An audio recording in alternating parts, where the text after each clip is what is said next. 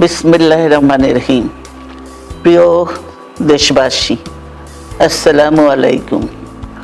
রক্তস্নাত July August 1 বছর পর আমাদের মাঝে ফিরে এসেছে। দীর্ঘ 16 বছর ফ্যাসিস্টদের নির্মম অত্যাচার, নির্যাতন, গ্রেফতার, হত্যা, খুনের মাধ্যমে গণতন্ত্রকে ধ্বংস করে এবং এক দলীয় শাসন ব্যবস্থা চিরস্থায়ী করতে চেয়েছিল আওয়ামী শাসক গোষ্ঠী। ছাত্র জনতার সম্মিলিত অভ্যুত্থানের মধ্য দিয়ে ফ্যাসিবাদদের পতন ঘটেছে। সুযোগ সৃষ্টি হয়েছে নতুন করে বাংলাদেশকে গড়বার। এই আন্দোলনে যারা শহীদ হয়েছেন তাদের জানাচ্ছি আন্তরিক শ্রদ্ধা, আহতদের সমবেদনা। তাদের এই আত্মত্যাগ জাতি চিরকাল মনে রাখবে।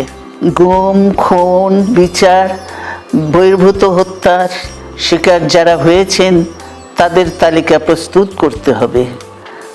দ্রুত বিচারের ব্যবস্থা ও রাষ্ট্রীয় স্বীকৃতি নিশ্চিত করতে হবে। প্রতিটি পরিবারের সম্মানজনক পুনর্বাসন ও নিরাপদ ভবিষ্যৎ নিশ্চিত করতে হবে। প্রিয় দেশবাসী, আমাদের সামনে যে সুযোগ সৃষ্টি হয়েছে নতুন করে গণতান্ত্রিক ব্যবস্থাকে প্রাতিষ্ঠানিক রূপ দেওয়ার, তা আমাদের দ্রুত সম্পন্ন করতে হবে।